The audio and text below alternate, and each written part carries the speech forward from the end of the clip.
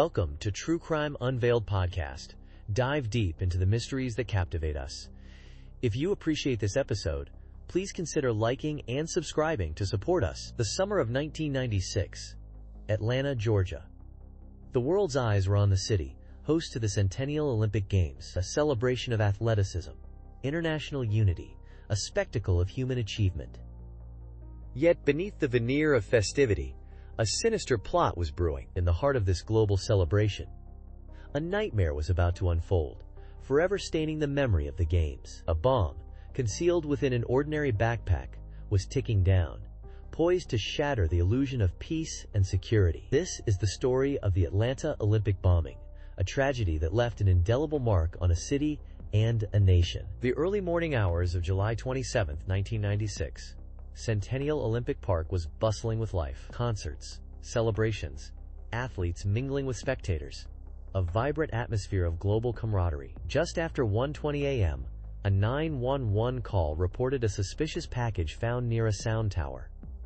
It was an olive green backpack, unattended, sitting beneath a bench. Inside, nestled among the usual contents, lay a pipe bomb packed with nails and screws, designed to maximize the damage. The chilling reality was that amidst the jubilation and the cheering crowds, a deadly device was about to detonate. This incident transformed a moment of global unity into a scene of chaos and terror, a stark reminder of the fragility of peace. The bomb exploded. The blast ripped through the night, sending shrapnel tearing through the festive atmosphere.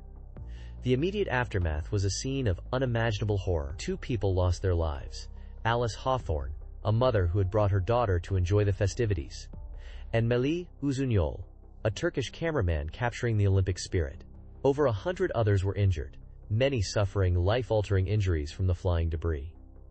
The bomb, crude yet effective, had achieved its devastating purpose. The joyous atmosphere of the Olympics was instantly replaced by the chilling cries of the injured and the frantic scramble for safety. The investigation that followed would span years, uncovering a complex web of suspicion, misinformation, and ultimately, a deeply flawed pursuit of justice. The initial investigation focused on Richard Jewell, a security guard who discovered the suspicious backpack and alerted authorities. Hailed initially as a hero, Jewell quickly became the prime suspect, his life dissected and scrutinized under the intense glare of the media.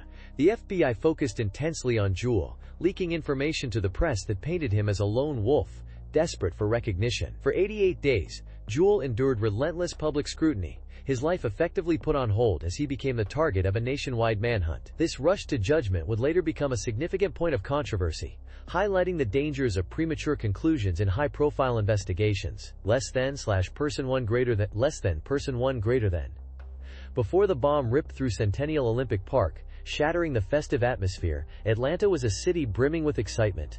The 1996 Summer Olympics, a symbol of international unity and athletic prowess, had transformed the city. Street vendors sold memorabilia, flags from every participating nation fluttered in the breeze, and the air buzzed with the multilingual chatter of visitors from around the globe. Centennial Olympic Park, the heart of the celebrations, was a vibrant tapestry of humanity.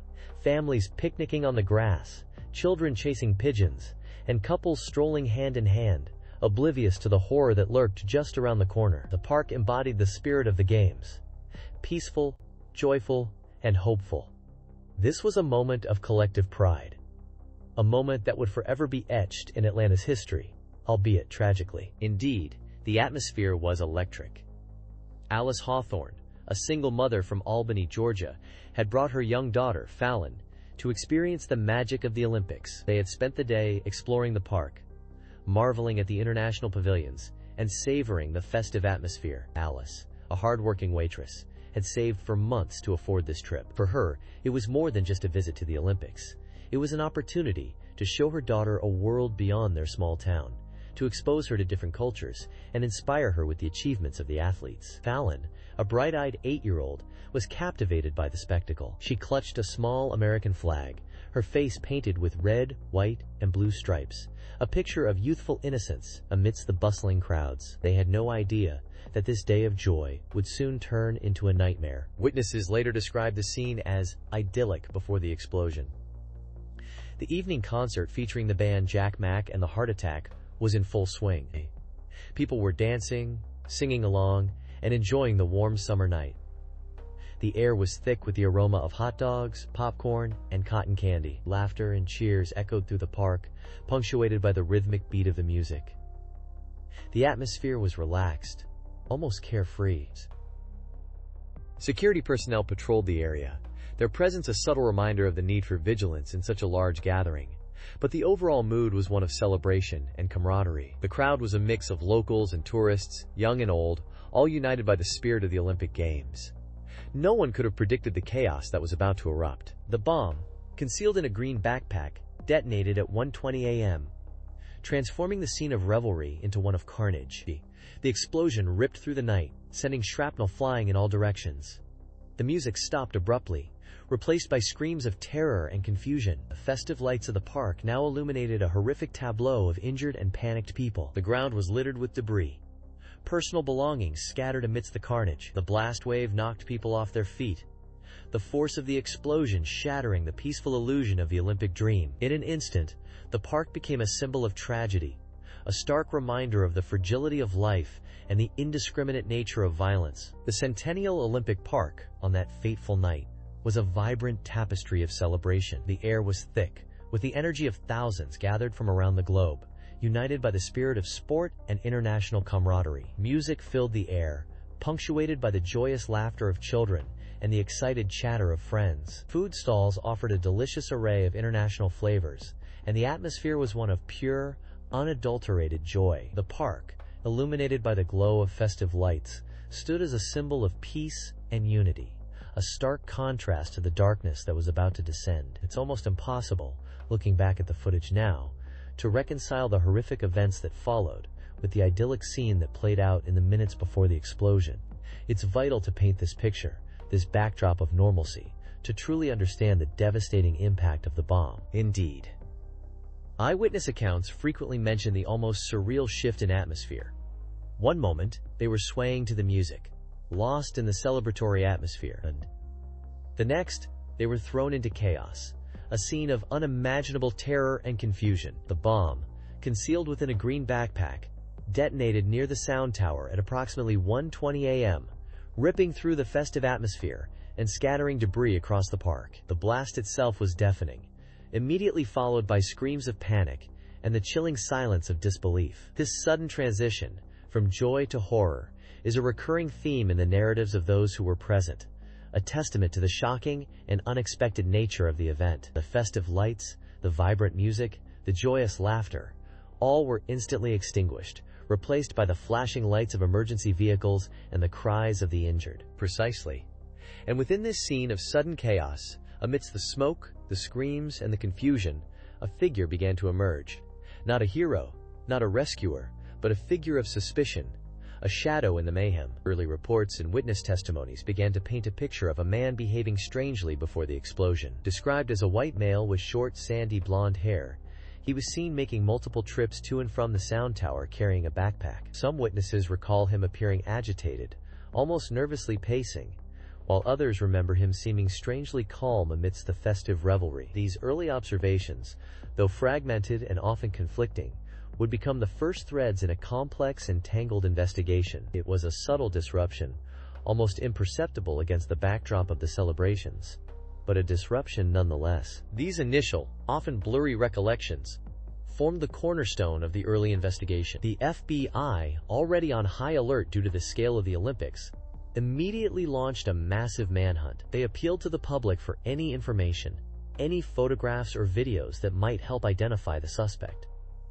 The challenge was monumental. Thousands of people had been in the park that night, and obtaining clear, reliable information from the chaotic scene proved incredibly difficult. The bomb itself, a pipe bomb packed with nails and screws, offered few initial clues. The focus, therefore, shifted to this mysterious figure, the man with the backpack, who seemed to vanish into thin air the moment the bomb detonated. In the pre-dawn hours of July 27, 1996, the Centennial Olympic Park in Atlanta, Georgia, was bustling with life. The park, a central hub for the ongoing Summer Olympics, was filled with thousands of people enjoying the festive atmosphere.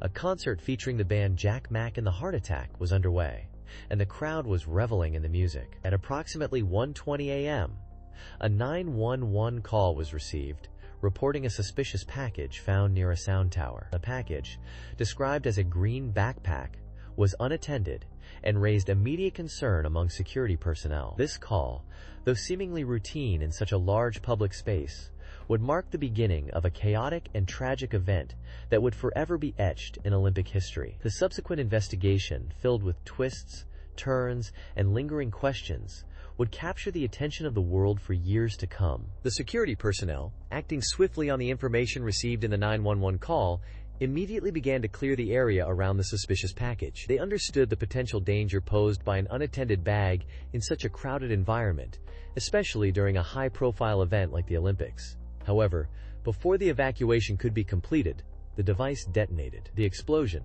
later determined to be caused by a pipe bomb packed with nails and screws, ripped through the night air, sending shrapnel flying in all directions. The scene quickly descended into chaos, as the sound of music and celebration was replaced by screams of pain and confusion. Amid the pandemonium, the true extent of the devastation began to emerge. The immediate aftermath of the explosion was a scene of horrific carnage. One person, Alice Hawthorne, a 44-year-old mother from Albany, Georgia, was killed instantly by the blast. Over 100 others suffered injuries, ranging from minor cuts and bruises to severe shrapnel wounds. The force of the explosion also caused widespread damage to the surrounding area, shattering windows and scattering debris across the park. In the midst of the chaos and suffering, first responders, including police officers, paramedics, and firefighters, worked tirelessly to provide aid to the injured and secure the scene. The bombing immediately transformed the festive Olympic atmosphere into one of fear, shock, and uncertainty. The investigation into the bombing began immediately. The FBI quickly took the lead, recognizing the gravity of the attack on such a prominent international stage. The initial focus was on identifying the perpetrator and determining the motive behind the bombing. The scattered debris from the bomb, witness accounts, and any potential surveillance footage from the area became crucial pieces of evidence. The investigation also had to consider the possibility of international terrorism, given the scale and target of the attack. The pressure to find those responsible was immense, with the world watching and waiting for answers. The bombing at Centennial Olympic Park was not merely a criminal act. It was an assault on the spirit of the Olympic Games, and a tragedy that left a lasting scar on the city of Atlanta. The bomb detonated in Centennial Olympic Park during a late-night concert, transforming a scene of celebration into one of chaos and terror. The immediate aftermath was a blur of sirens, screams, and the chilling silence that followed the initial blast. One woman, Alice Hawthorne, was killed instantly by the explosion, and more than 100 others were injured by shrapnel and flying debris. A Turkish cameraman, Melih Uzunyol, suffered a fatal heart attack while rushing to film the scene. The park, once vibrant with Olympic spirit, was now a grim tableau of scattered debris, abandoned belongings, and the lingering scent of explosives. The initial reports were fragmented and confused, painting a picture of utter pandemonium. The true scale of the devastation was only becoming clear as the dust began to settle, and the world watched in disbelief. The bomb, later determined to be a pipe bomb filled with nails and screws, had been placed in a backpack near a sound tower. The area was crowded, maximizing the potential for casualties.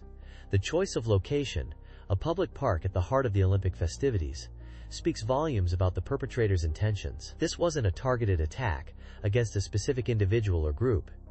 It was a calculated assault on the spirit of the Games, designed to sow fear and disrupt the global spectacle. The timing of the attack, during a concert celebrating the Olympics, amplified the sense of vulnerability and shattered the illusion of safety that had enveloped the city. The meticulous planning required to construct and plant the bomb undetected underscored the chilling determination of the bomber. The immediate reaction from law enforcement was swift but understandably chaotic. The scene quickly became a focal point for a massive investigation.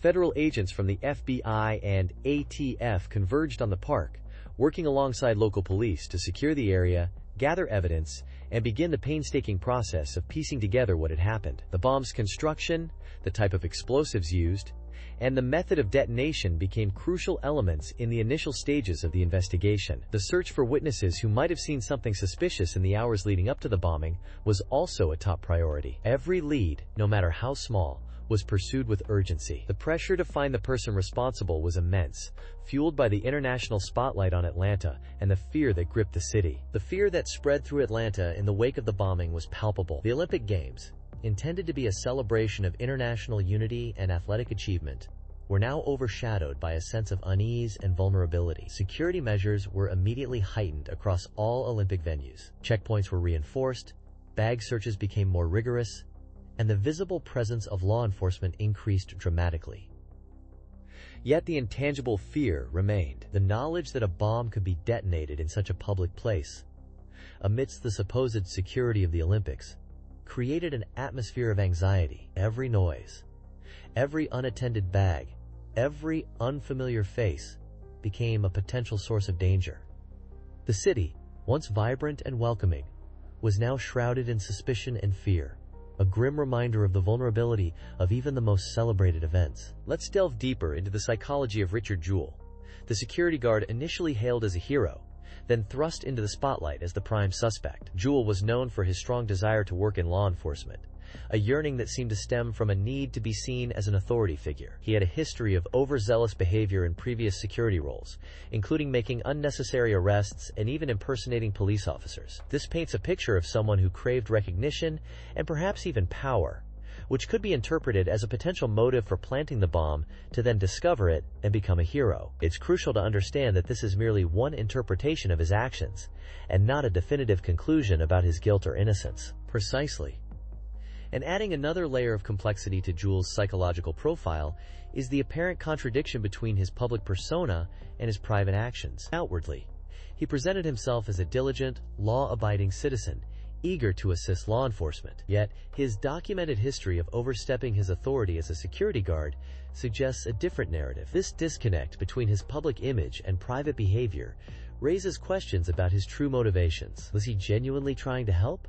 Or was he driven by a deeper, perhaps subconscious desire for recognition? The investigation failed to uncover any concrete evidence directly linking Jewell to the bombing, and ultimately, he was cleared. This lack of conclusive proof makes understanding his psychological makeup all the more important in analyzing this case. The FBI's intense scrutiny of Jewell undoubtedly exacerbated the psychological pressures he was facing. Being publicly labeled as the prime suspect in a national tragedy would be immensely stressful for anyone, let alone someone with Jewell's apparent need for validation. This intense scrutiny might have amplified any pre-existing insecurities or desires for recognition. The prolonged investigation, despite the lack of solid evidence against him, further complicated the public's perception of Jewell. Even after he was cleared, the cloud of suspicion lingered, highlighting the lasting impact of being wrongly accused in such a high-profile case. It's important to remember that despite the behavioral patterns and potential contradictions in Jewell's personality,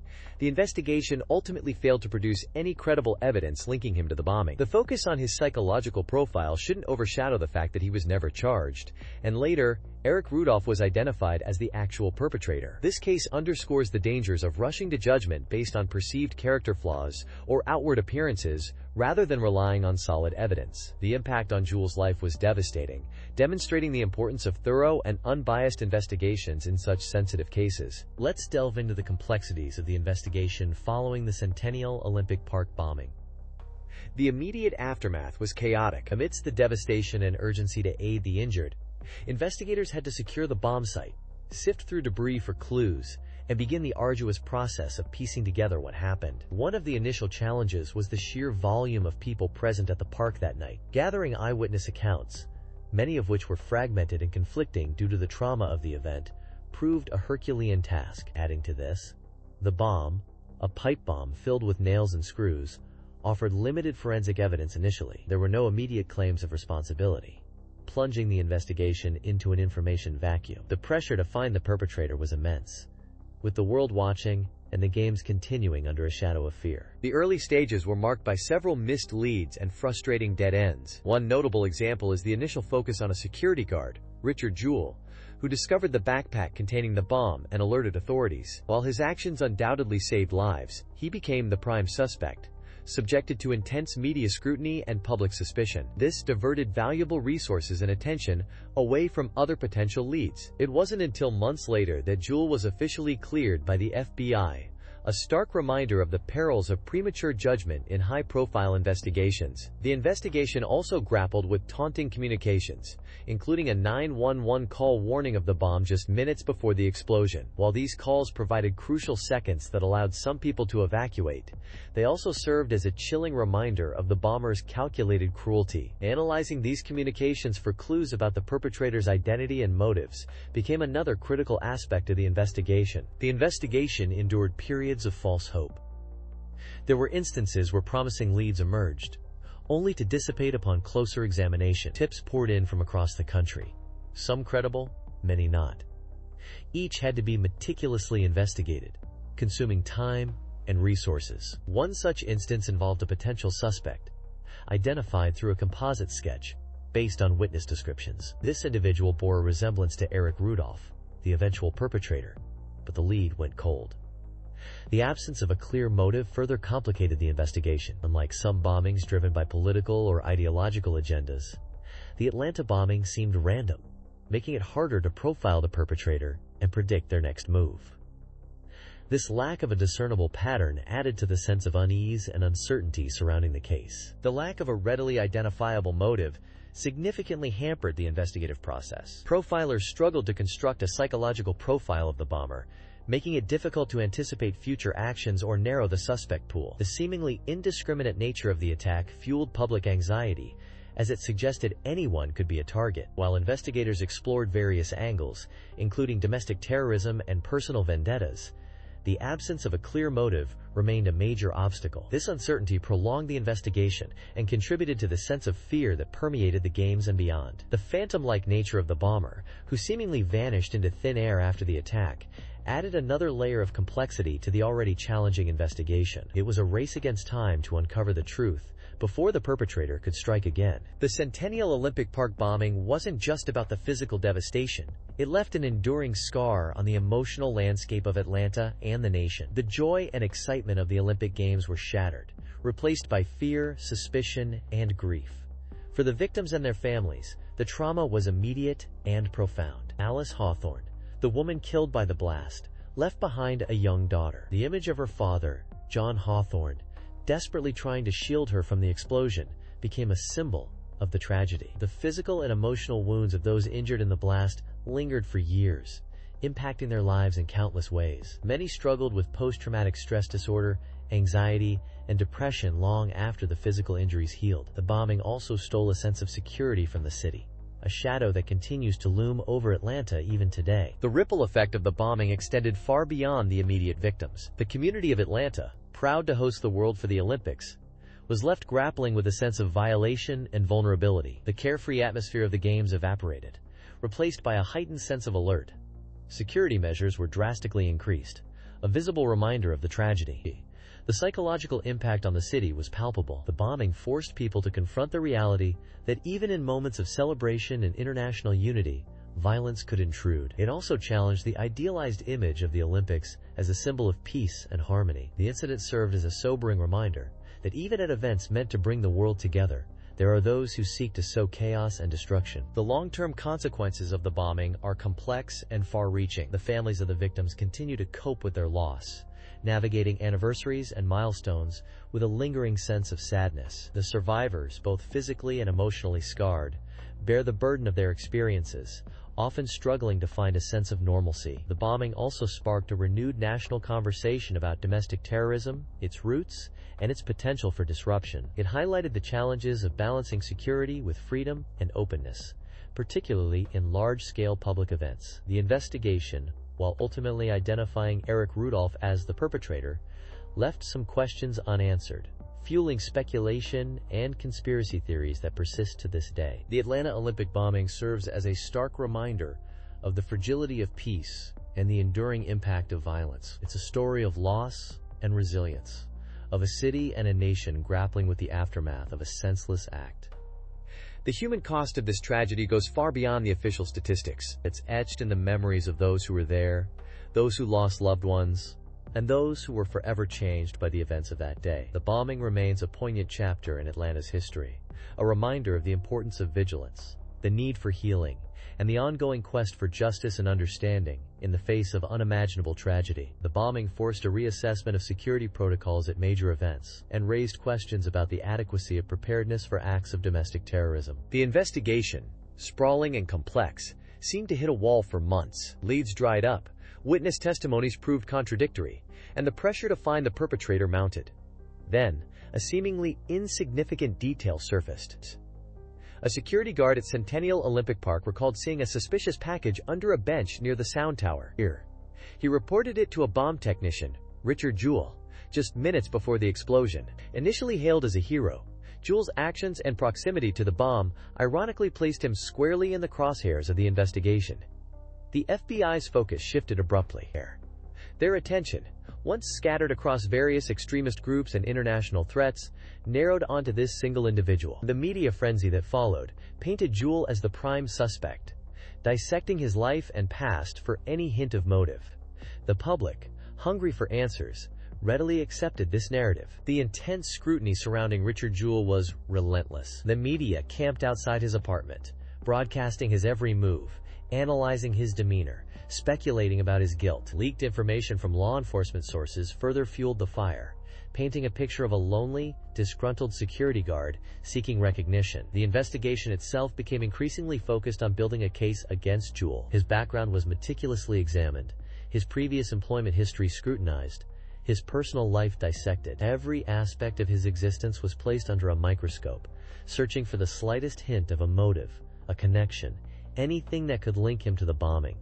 The pressure on the investigators to solve the case, combined with the media's insatiable appetite for a story, created a perfect storm that threatened to consume Jewell entirely, regardless of his actual involvement. Despite the intense public pressure and the FBI's unwavering focus, the evidence against Jewell remained circumstantial. No physical evidence directly linked him to the bomb, and the eyewitness accounts were vague and often conflicting. The initial narrative began to unravel as inconsistencies emerged. The profile the FBI had constructed, portraying Jewell as a lone wolf seeking fame, didn't align with the emerging facts. The investigation, initially laser-focused, started to broaden again, exploring other possibilities, revisiting discarded leads. The intense media scrutiny, while initially helpful in generating leads, now became a hindrance, contaminating potential witnesses and creating a climate of fear and suspicion. This shift in focus away from other potential suspects, due to the intense focus on Jewell, could have allowed the actual perpetrator valuable time to disappear. After 88 days of intense scrutiny, the FBI officially cleared Richard Jewell of any involvement in the Olympic Park bombing. The Justice Department issued a formal letter of apology, acknowledging the immense pressure and public humiliation he had endured. However, the damage was done. Jewell's reputation, once briefly elevated to hero status, was irrevocably tarnished. The relentless media coverage and the public's eagerness to believe in his guilt had left deep scars. The case remained unsolved, the real perpetrator still at large. The investigation, having spent crucial time and resources on a false lead, was forced to regroup and start anew. The focus shifted, the hunt resumed, but the shadow of the misdirected investigation loomed large. The real bomber remained a ghost, a phantom lurking in the background, while an innocent man bore the weight of unfounded suspicion. The search continued, but the momentum had been lost. The trail had gone cold. It's chilling, isn't it? We've spent 10 episodes dissecting this case, the Atlanta Olympic bombing, meticulously piecing together the timeline, the evidence, the whispers, and the shouts. We've explored the chaos of that night, the heroic acts of first responders and ordinary citizens, the frantic search for answers amidst the debris, and the rising fear. We've delved into Richard Jewell's life, how he went from hero to suspect, the media frenzy that consumed him, the relentless scrutiny that ultimately cleared him, but not before inflicting irreparable damage. Yet despite the conviction of Eric Rudolph years later, a certain unease remains. We've examined his motives, his anti-government, anti-abortion ideology, the chilling details of his other bombings. But the question remains, how could someone harbor such darkness, plan and execute such horrific acts, and move undetected for so long within seemingly ordinary society? Precisely. And that's perhaps the most unsettling aspect of this case, the realization that evil can lurk in plain sight. Rudolph blended in, appearing unremarkable to those around him. He held jobs, interacted with people, seemingly an ordinary member of society. Yet beneath the surface, he harbored a volatile ideology and a chilling capacity for violence. This case underscores the difficulty, the near impossibility, of truly knowing the people around us, of anticipating the darkness that might reside within seemingly ordinary individuals.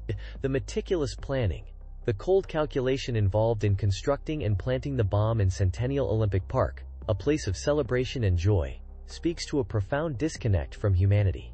It forces us to confront the unsettling reality that monsters don't always lurk in shadows.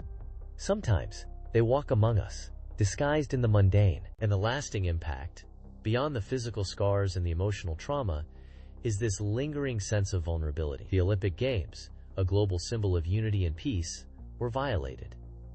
A space intended for celebration became a scene of carnage and terror. This case reinforces the fragility of safety, the ever-present potential for violence to erupt in the most unexpected places. It raises uncomfortable questions about security, about vigilance, about the delicate balance between freedom and safety in our society. The scars on Atlanta, both visible and invisible, serve as a constant reminder of that terrifying night and the enduring power of human darkness. We may never fully comprehend the depths of Rudolph's motivations, the twisted logic that fueled his actions. We can analyze the evidence, retrace his steps, and attempt to reconstruct the events leading up to the bombing.